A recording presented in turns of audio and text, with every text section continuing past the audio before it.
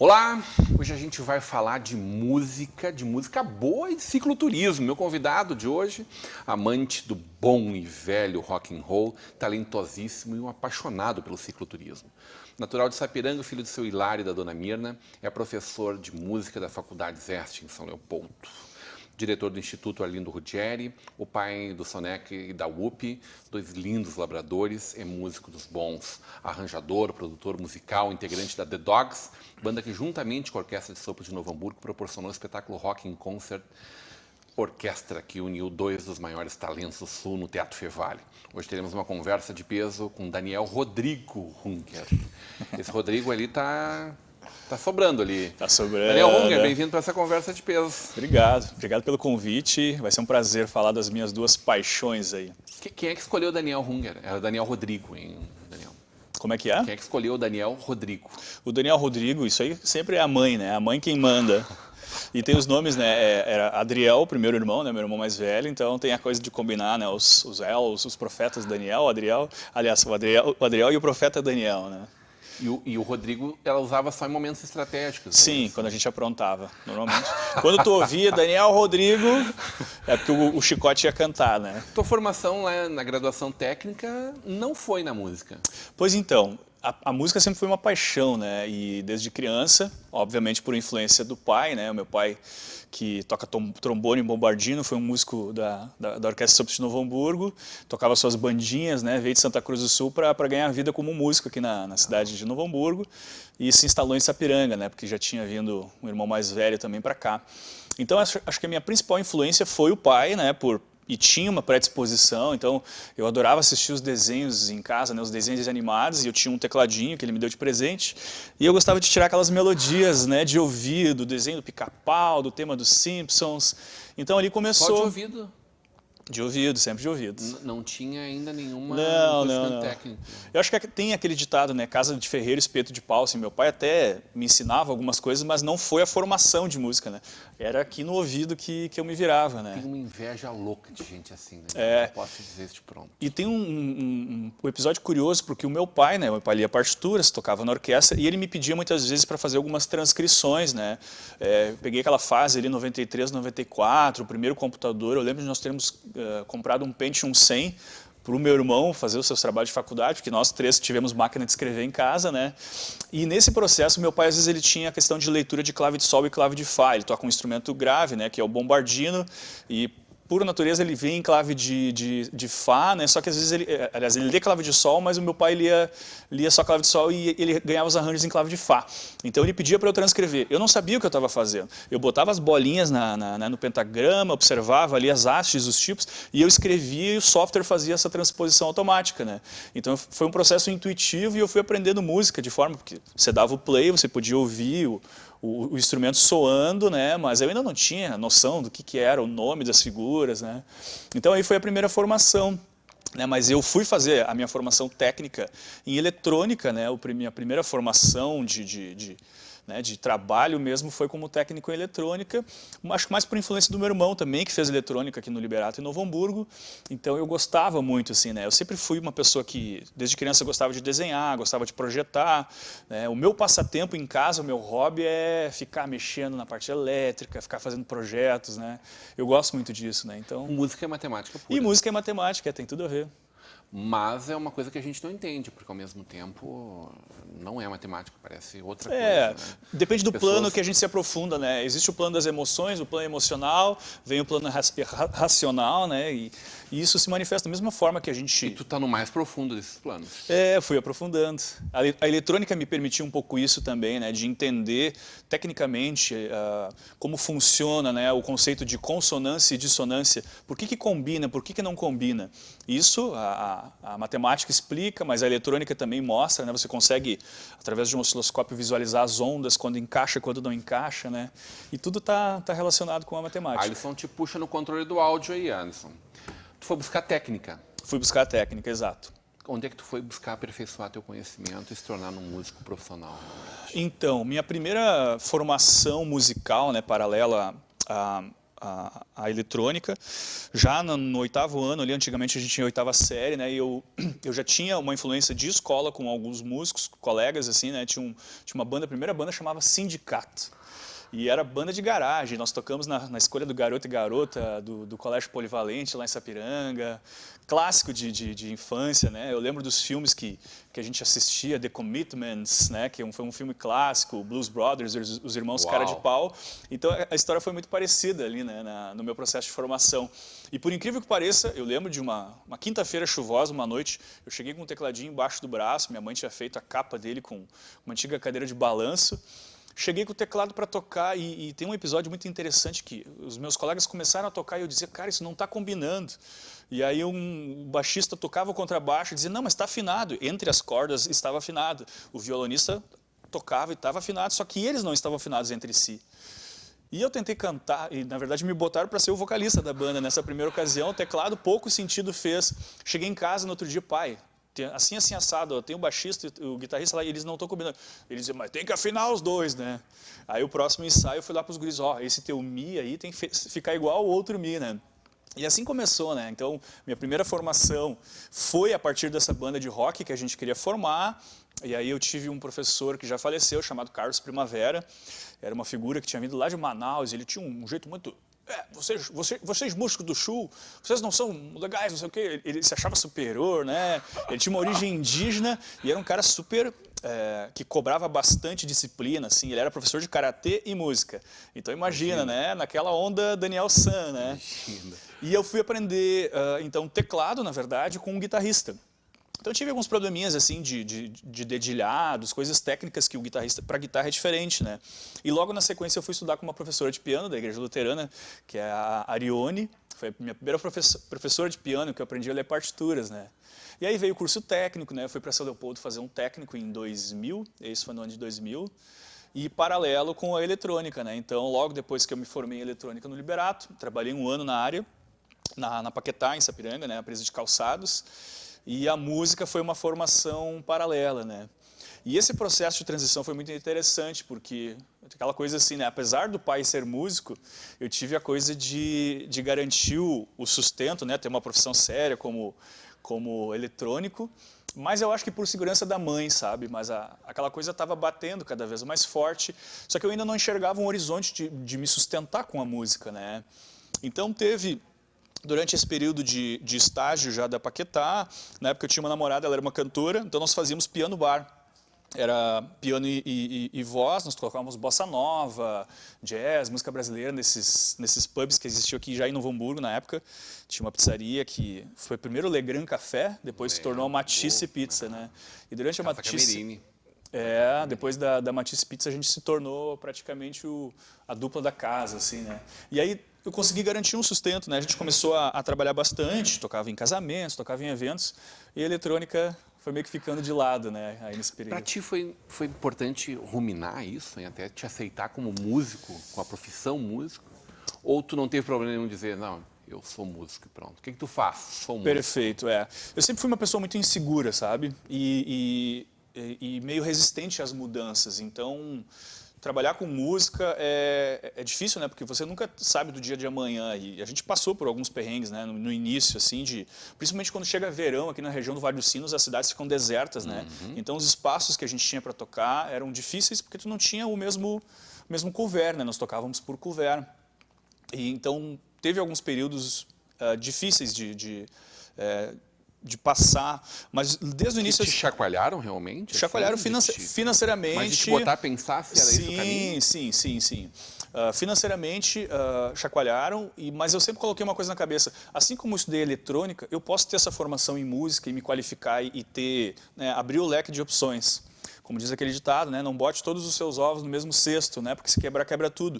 O que eu fui fazer? Eu fui buscar formação. E isso é uma coisa que eu sempre conversava com os meus amigos. Eu disse, cara, vamos estudar, sabe? Vamos correr atrás de formação, porque o que eu mais vejo hoje, né, agora fazendo já uma ponte, é você entrar em bar, encontrar aqueles amigos de infância que começaram na música e dizer assim, que orgulho de ti, que seguiu carreira, que investiu. Mas eu sempre dizia para eles, cara, vamos estudar, vamos fazer formação. E quando tu estuda, tu vai ter outras opções.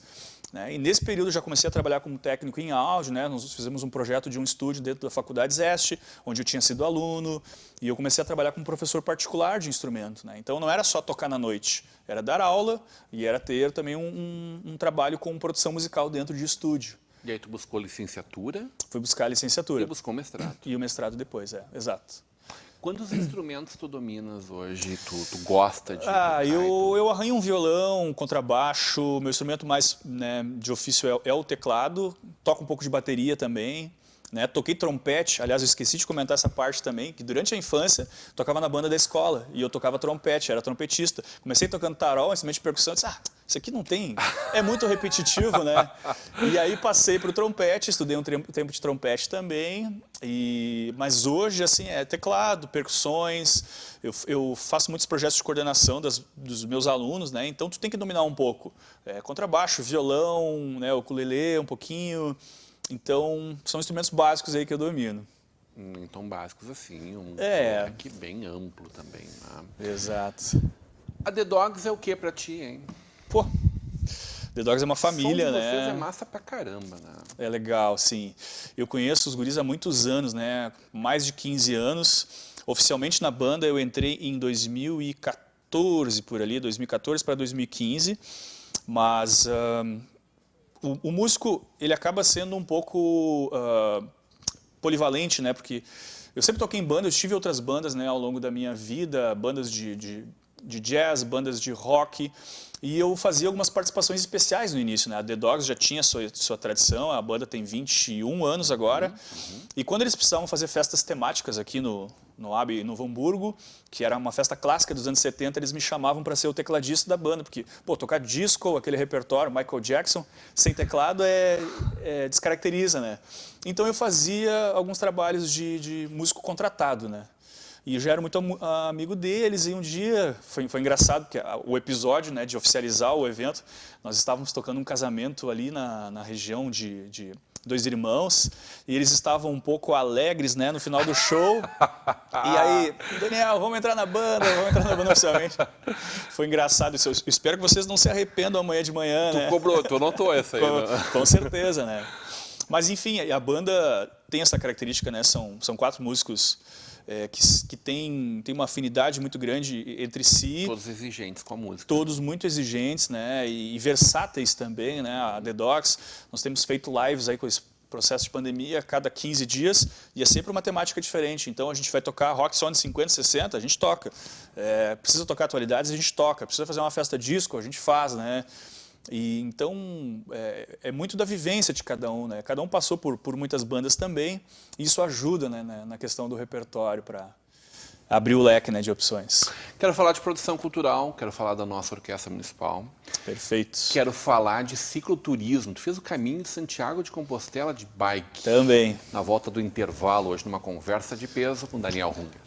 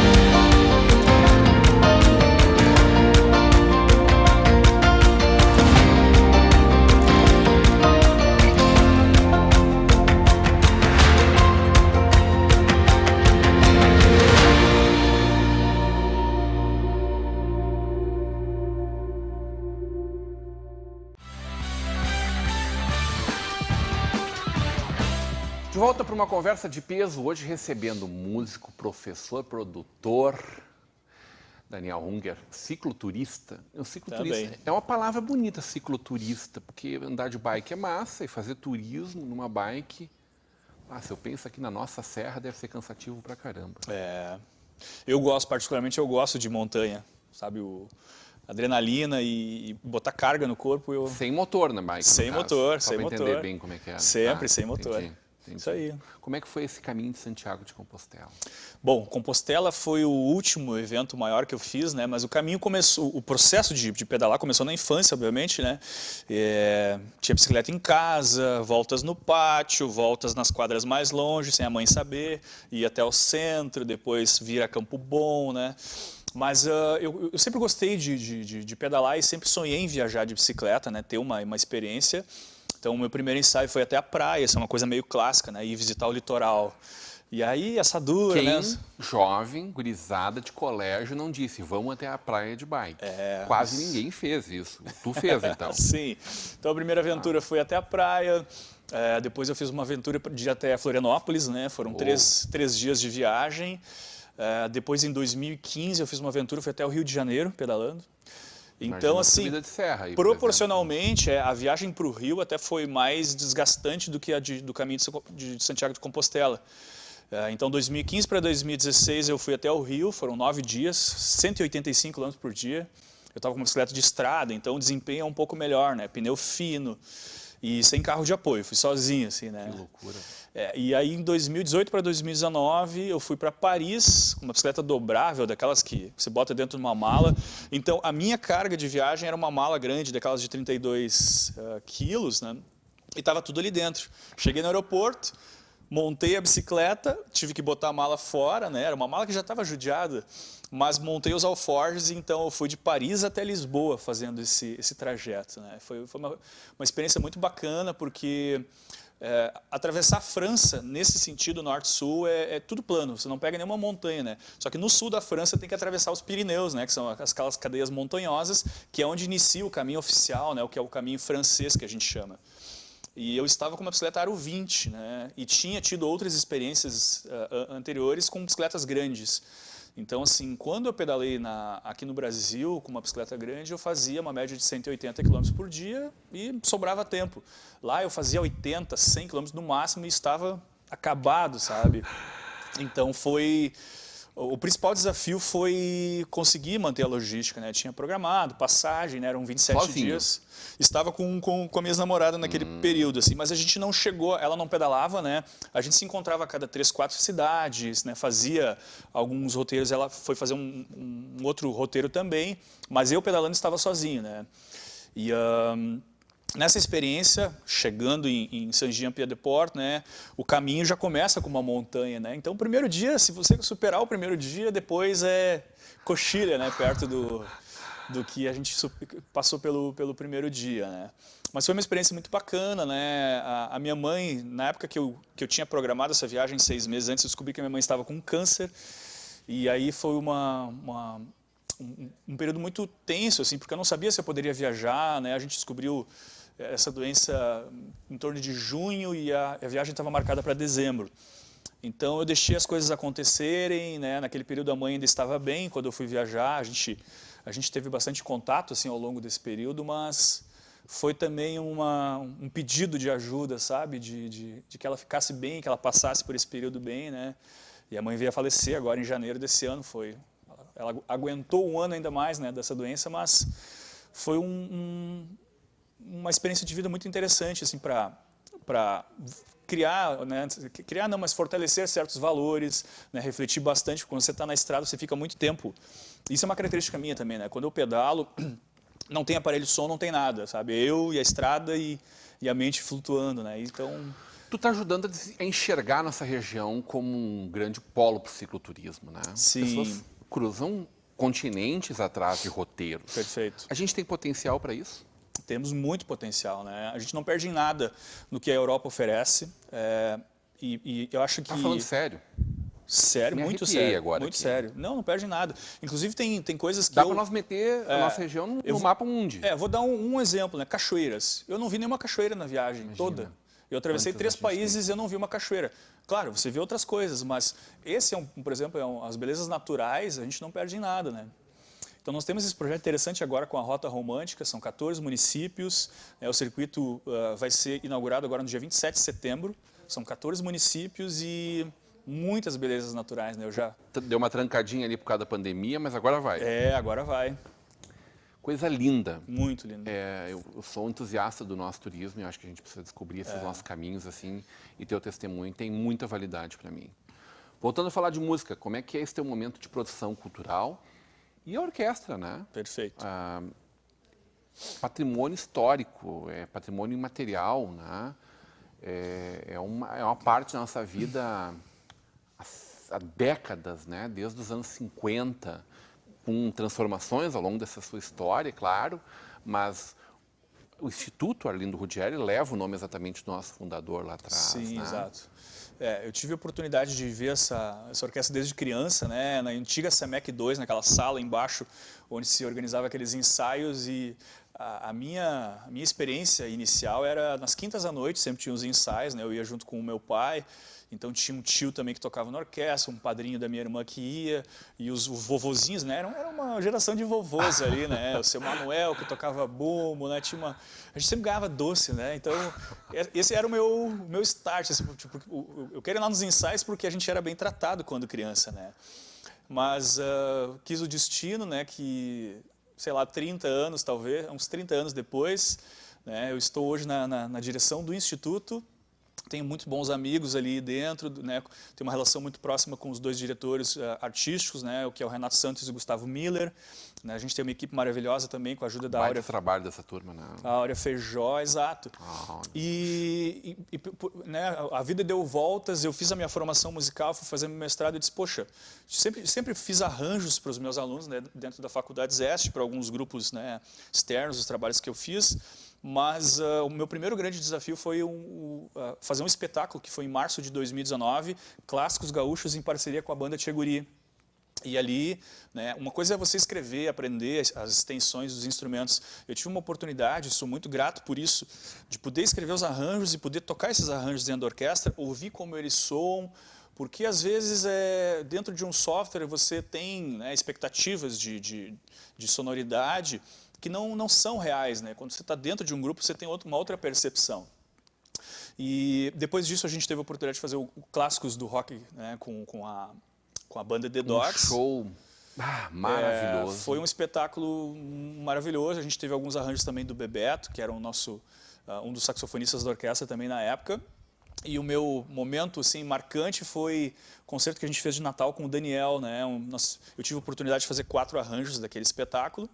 E é uma responsabilidade muito grande, né? Você ter um artista nacional que não ensaiou. Na verdade, o concerto era às 8 da noite e ele chegou às 3, 4 horas da tarde. Ele não passou todas as músicas, ele passou umas 6, 7 músicas no total de 14. Alinhou com vocês e foi embora. Alinhou, né?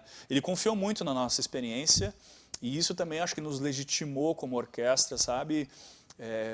A gente estava nervoso, obviamente, né? Porque imagina, se tocar com um artista em nível nacional, uma banda que não era... Milhares de pessoas na plateia. Isso, e era uma banda também, né? Porque não veio só ele, veio ele e a banda de base, que era um baterista, um contrabaixista e um violonista. E encaixar tudo aquilo com a orquestra, imagina, mais de 40 músicos no palco. E graças a Deus deu tudo certo, né? A gente ficou super feliz com o resultado. Que às vezes as pessoas torcem o nariz por conta da origem dele, no sertanejo de raiz, Sim. que é um músico gigante, né? E uma pessoa muito querida, ele foi muito atencioso com a gente, sabe? Respeitoso, só elogios para a equipe, a banda dele também. Eu fui acompanhar algumas coisas das tuas redes. Uhum. Tu é um cara muito generoso no teu trabalho, na tua didática, em querer contribuir, espalhar teu conhecimento, né? Sim. Isso é organizado, essa tua ideia de fazer esses vídeos? Sim, eu acho que quando a gente vai amadurecendo na vida, a gente vai questionando onde a gente investe o nosso tempo, né? Onde a gente coloca as nossas energias, né? Eu já tive fase da minha vida que eu era muito brigão de trânsito, sabe? De querer que as coisas fossem perfeitas, né? E ter controle. E a vida nos ensina muitas vezes, né? Você toma algumas pauladas na cabeça que não adianta, né? A gente não tem controle sobre as coisas e ter um propósito, né? Eu acho que eu escolhi ser professor não por acaso, sabe, né? Eu poderia estar só trabalhando com a carreira artística, mas eu escolhi a docência, poder ajudar outras pessoas. E quando tu começa a provar desse fruto aí, é muito gratificante, né? Você vê os seus alunos ali se formando, fazendo sua graduação, seu mestrado, né? Indo mundo afora, e isso não tem preço. Então, hoje as minhas ações elas estão voltadas para isso, né? Sempre fazer trabalhos de arranjos, poder valorizar os alunos que eu tenho e motivar também, né? Em tempos de pandemia a gente teve muitos casos assim de estudantes que trancaram sua formação ou entraram em depressão, a gente começa a conversar, né? Agora nós estamos com as aulas online na faculdade, daqui a pouco alguns alunos não estão interagindo. Você começa a fazer contato, descobre que, poxa, adoeceu ou está com medo, não consegue falar em público. E a música tem esse papel, né, de resgatar. A gente procura fazer sempre, né, o meu processo de trabalho dentro da Faculdade Zeste, ele está ligado a isso.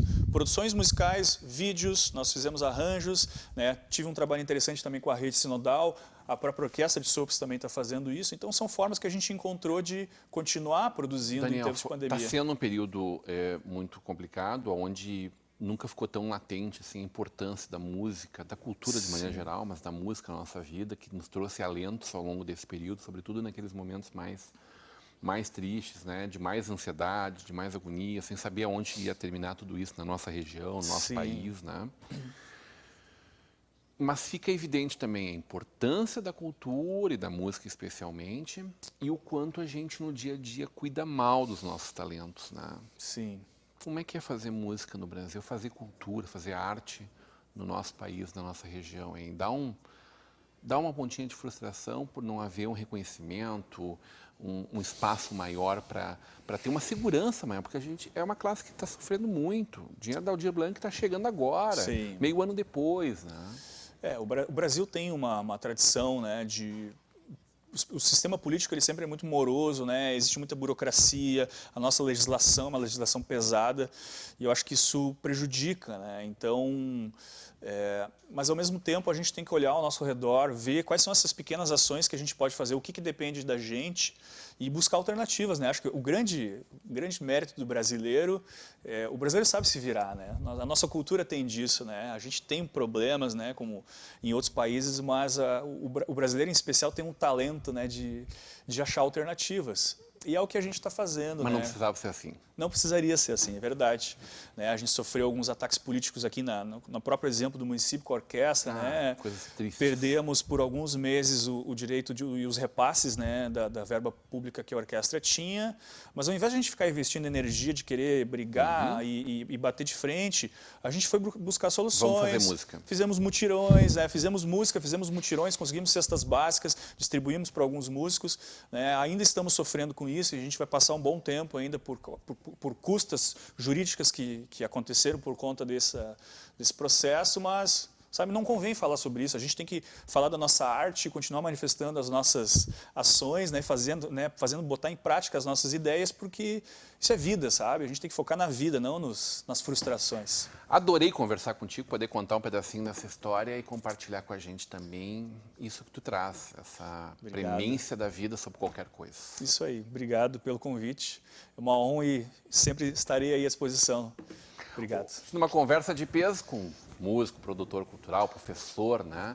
Daniel Hunger. Continue agora com a programação da nossa Vale TV, da nossa rede comunidade de televisão.